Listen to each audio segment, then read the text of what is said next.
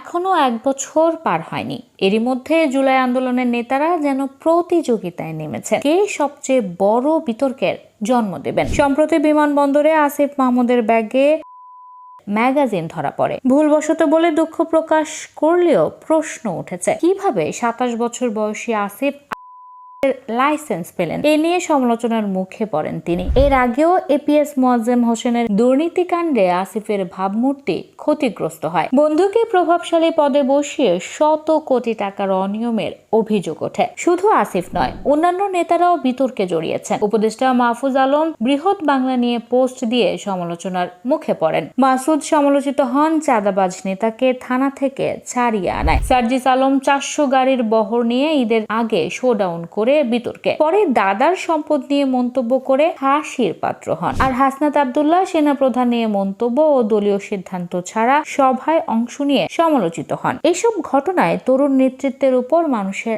আস্থা নষ্ট হচ্ছে। নায়ক থেকে খলনায়কে পরিণত হচ্ছেন তারা।